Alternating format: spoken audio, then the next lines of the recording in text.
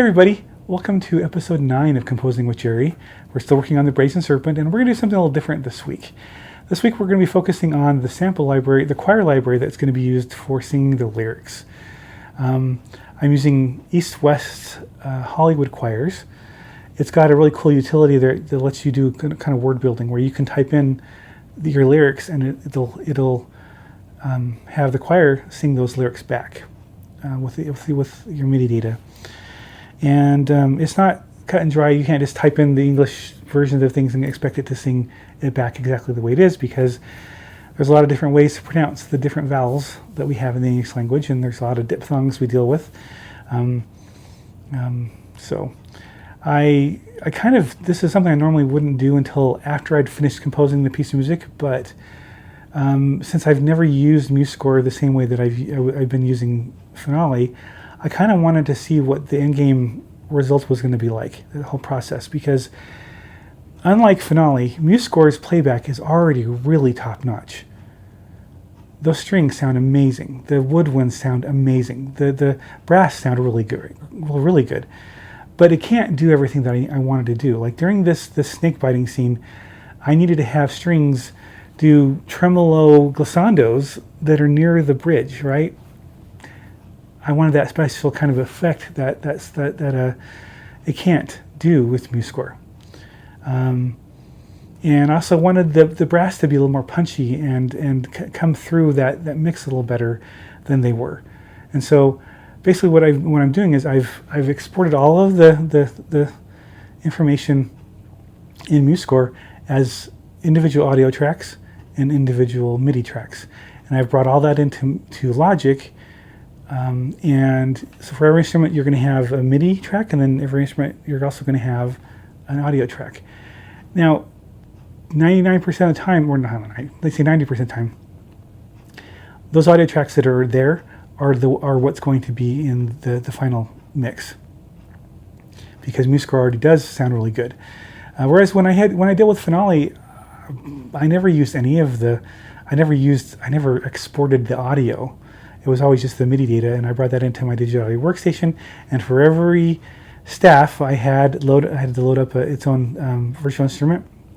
And then I had to spend time finessing a performance using all that digital data to work with the sample library that was playing it to make it sound more realistic. Well, I don't have to do that so much I'm not going to have to finesse that performance out as much, because MuseScore already does a fantastic job.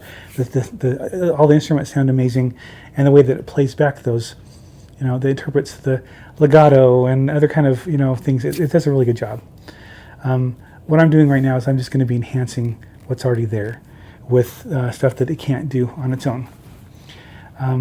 But we're going to focus primarily on the lyrics today, and I'm going to show you how the choir library that I use does that.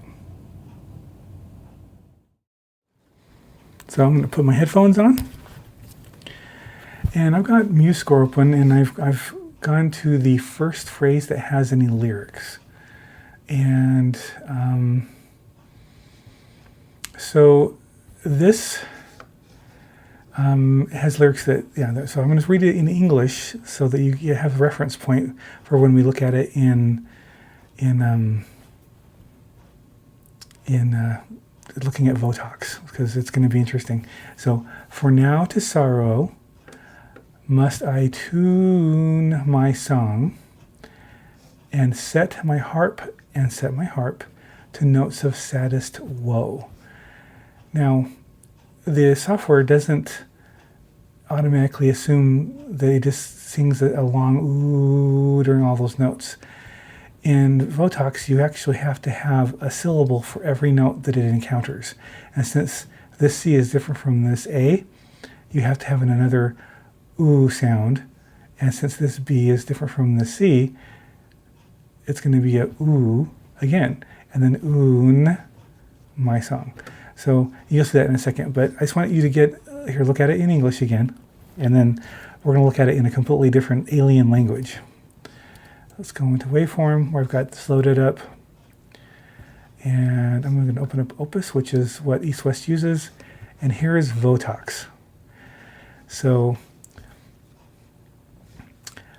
and I'm going to read it out, but I'm just going to read it for now. Now, see how it had the diphthong. Ow. I would think they would be opposite. It would be OU, but it can't, because it has the default initial things of what the vowel is supposed to do, and then in order to change how that acts, you either have to capitalize or add another letter to it. Then it changes how that works.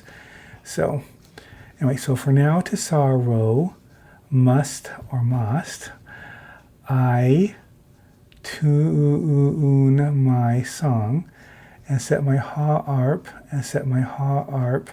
to notes of saddest woe. Now, that's not intuitive. That is not something you go, oh, of course, that makes total sense. I have this printed sheet that has all of the syllables and how they be used in a word for pronunciation. And it goes on. There's 4 pages of this. It's quite a learning curve as far as if you're just trying to do something quickly. It's not that easy. And this is my 5th project using this with, and I still have to constantly look up this and confirm. And sometimes their suggestions aren't necessarily the best to use, so you have to just kind of test and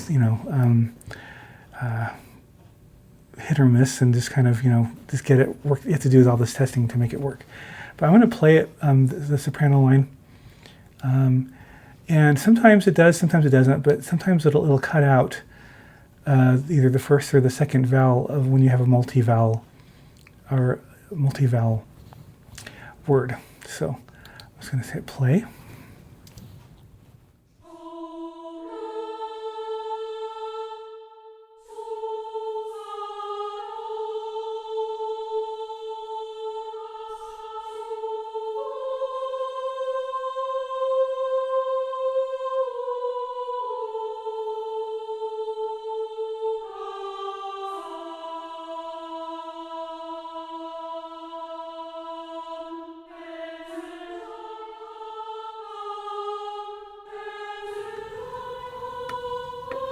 Yeah, there it cut out that.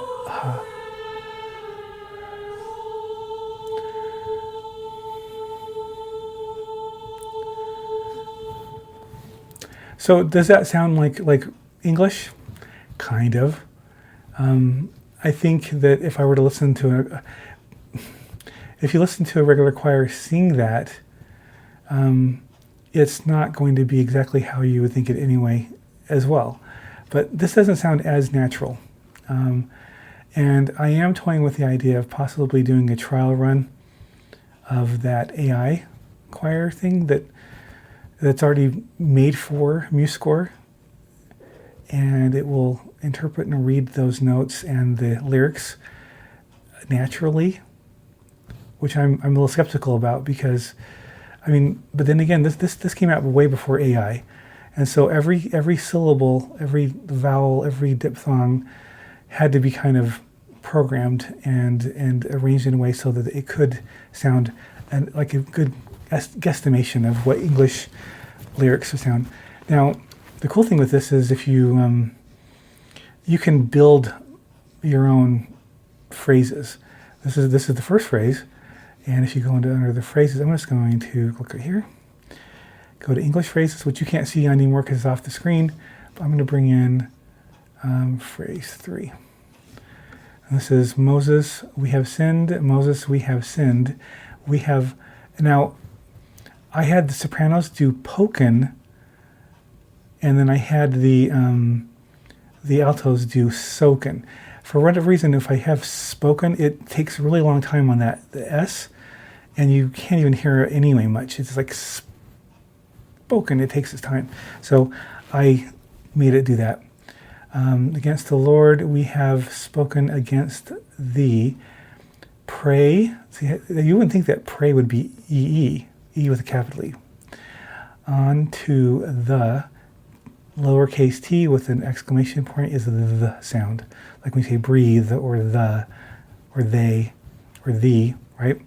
that's why I did. So, pray unto the Lord that He take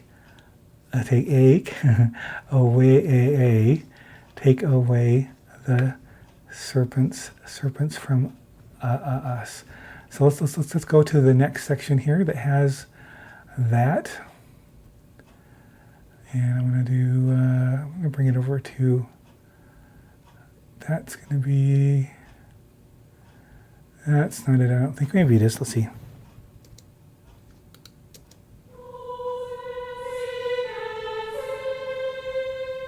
Yeah, most we have sinned.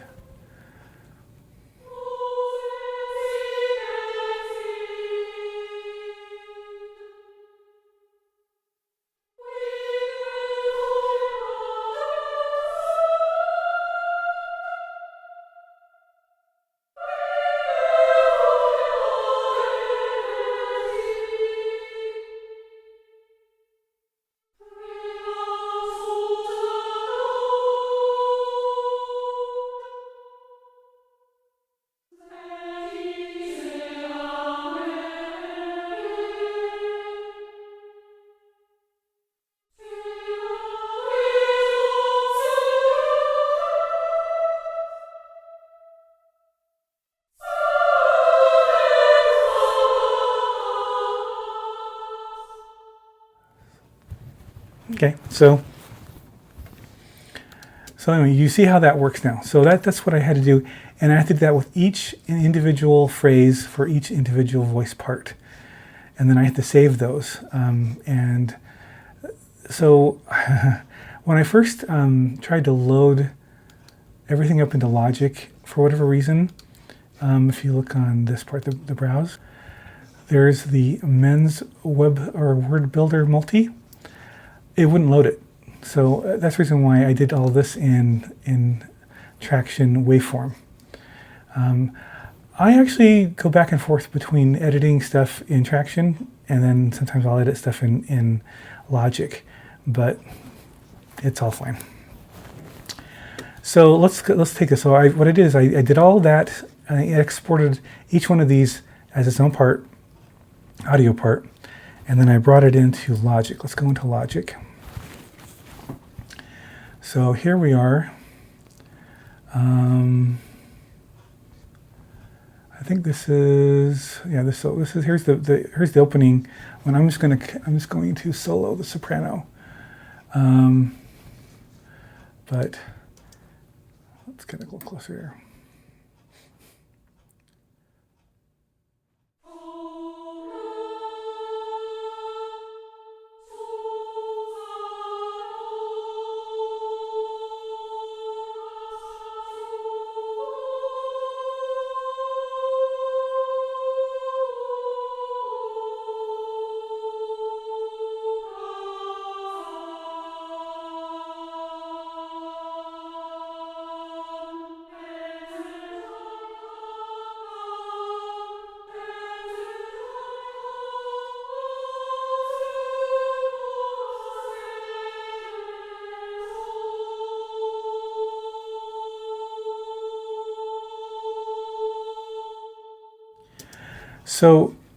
So if I'm being critical about this, it's not a really, the dictation or the diction isn't really that crystal clear, but it doesn't really have to be.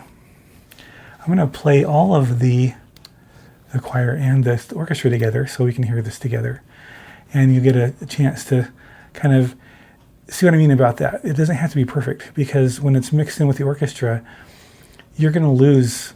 If you listen to any of your favorite classical recordings that have large orchestras and large choirs, you can kind of tell what they're singing based on a lot of the vowels that they carry through, but a lot of consonants get lost in the mix, and this is kind of what happens here. So I'm not terribly worried about whether this is perfect diction. I still want it to be kind of intelligible. How to so.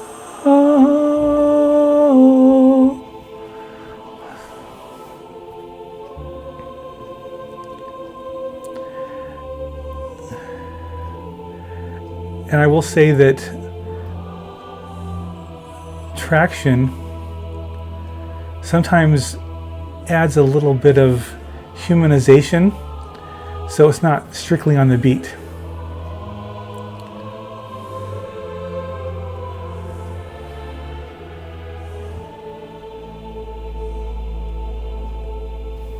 All right, and then I go take the next phrase, and that's the Moses, why have you brought us out of Egypt to die? You know, there is no bread, there is no water, that kind of thing. So we're going to listen to that.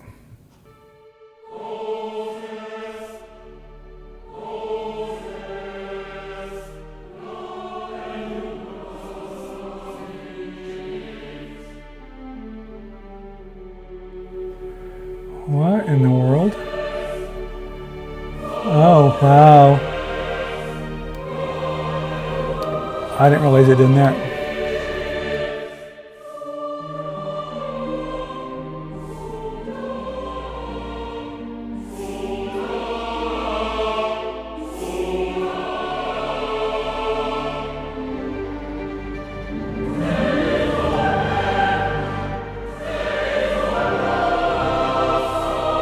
See, right now the women are a little bit ahead of the men,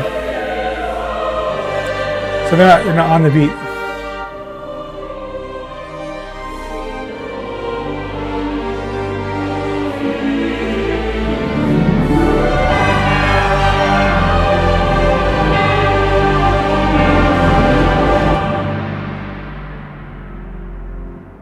Okay. So, but then comes this next choir part. Now I use a different choir for that, since we're not really dealing with lyrics, but there still is some syllables being sung for this next part, which is when the children of Israel are being bit. I use another application or another choir library that's called Oceana. And I don't know why this is, okay, here it is. So essentially, Oceana, I'll make this smaller so it's a little easier to see. Oh, that's right, I need to. So Oceana has pre-recorded syllables, and I looked up and Googled them so I could know what they were, but every time you play a note, kind of randomly does this in sequence.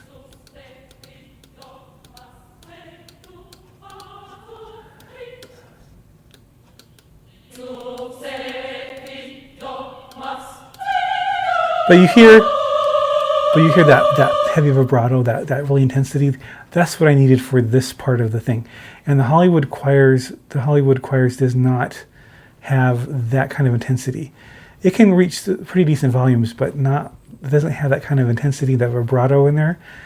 And so what I did is I just basically went into Notion or in MuseScore, and I typed in what these syllables were under the notes that the choir is singing. Again, there's no message being conveyed other than they're basically conveying the emotion of being bitten. And so, yeah. So anyway, that's what you're going to be hearing. It's a different choir library than the other one. But let's go back over here. And this is what you're going to be hearing. So let's get over here.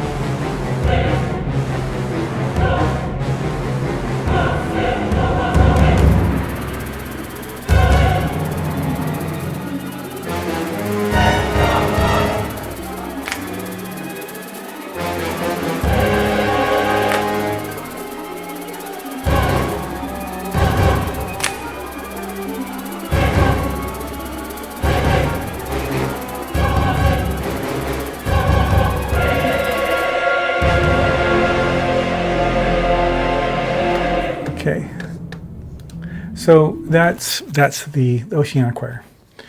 They've updated it now. It comes with more syllables, but I'm not going to be getting the new one. But then, so then we have the next part, which is Moses, we have sinned, which we have already kind of heard that part, but I'm going to play all of the choir and the orchestra playing together.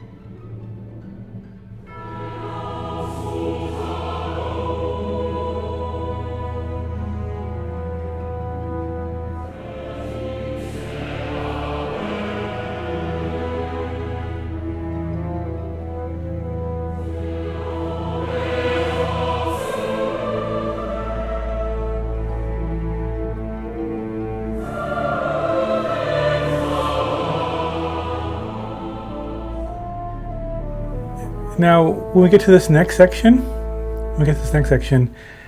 the built-in MuseScore oohs are perfect for this, so I just kept those. I didn't use any other libraries for that.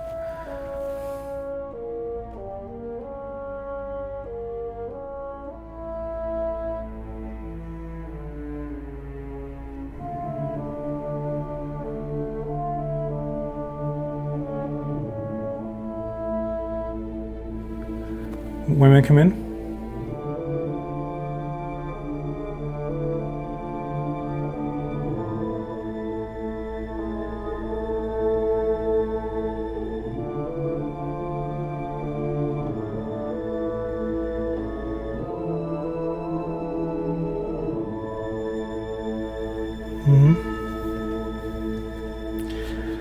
And that's what we've done so far. So I've done a rough mix of this, and I'm going to play from MuseScore. We're going to read the score with me, but what you're going to be hearing is the mix that I made in Logic. So you'll be able to hear all of those string effects that are happening over. Happening over here. These glissando tremolo things happening here. Yeah. You'll hear all that because you heard it there a couple seconds ago, but now you're going to hear it with the score. And I'm going to bring this out a little bit so we can get a little bit more into everything. And we're going to start from the very beginning and just play through the thing. I haven't listened to the I keep on focusing so much on the next thing that I haven't gone back and listened to this very much since the very beginning. So let's go ahead and go all the way back. I'm going to hit play, and I'm just going to let it play through. I might try to zoom in on certain elements I want to highlight, but because the way that this is, there's so many different instruments and stuff happening, it's hard to zoom in on certain things and then miss the rest of it. So I'm just going to bring it in right there, and let's go ahead and hit play.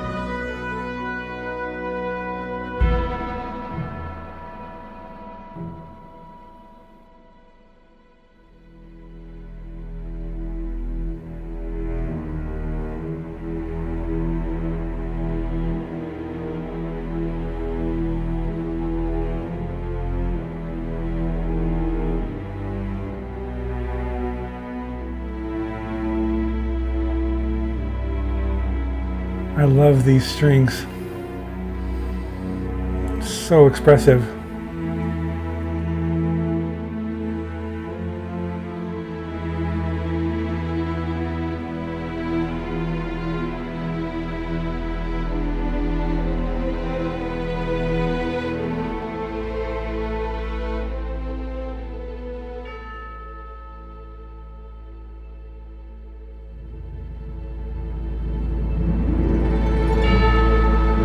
Now we're getting ready to get into the choir parts.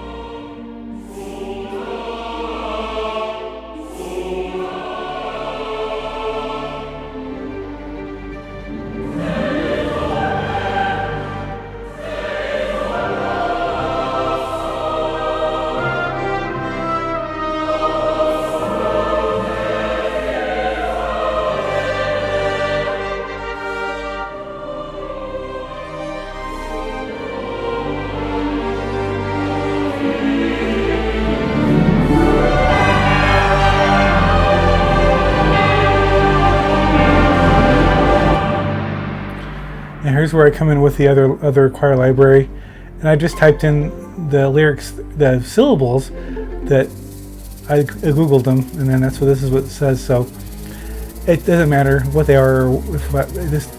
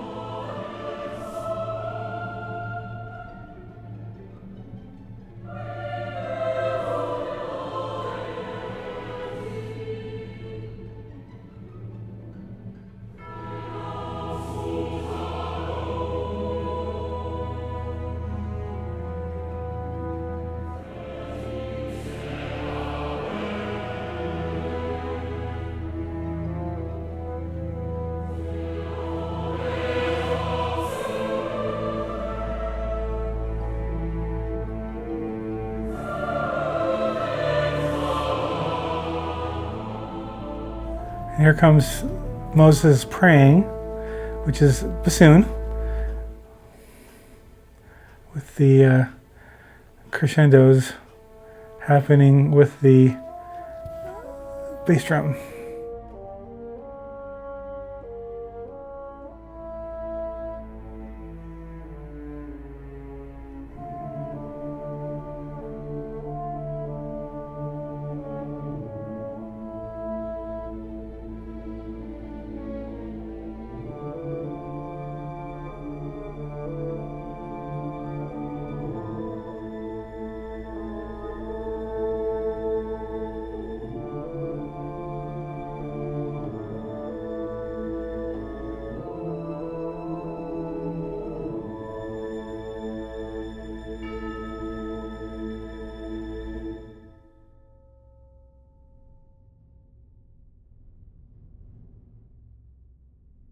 Okay, so that is the piece so far. You've got a chance to hear it with the effects, and like I said, I added some bolstered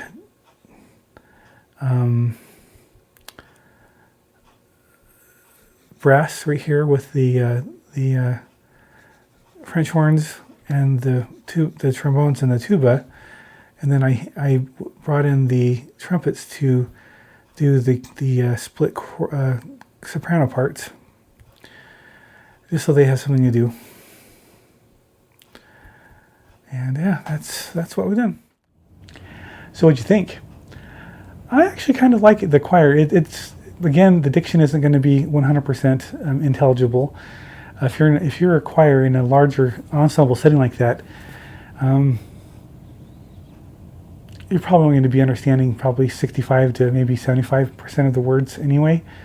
I mean, you can test it yourself. You can go listen to any of the classical recordings you have of larger orchestras with larger choirs, and if you're honest about it, you're gonna say, oh, okay, I don't quite understand every little word, because there are a lot of consonants that get lost in the mix, and so without those consonants, you're getting vowels. And so you might be able to understand what they're saying, but you have to kind of take it in a larger context. So it's more context clues that you get. But the point is, I don't have to do that. I don't have to, it doesn't have to be perfect. It just needs to be different than la la la. So I think that's what I've accomplished. Tell me what you think about the mix. Tell me what you think about the added effects, and if it makes it sound better during the snake biting scene. Next, coming up, we're going to be working on, I've got 4 little sections that I got to do. I've got to do Lord responding to Moses, telling him to build the brass serpent. Then I have to have Moses building the brass serpent, which that can probably be treated pretty quickly. But then I have the scene where the children of Israel are being saved by looking at the brass serpent. I'm not exactly sure how I'm going to do that one. Probably just have like a main heroic type of a brass serpent theme and going on.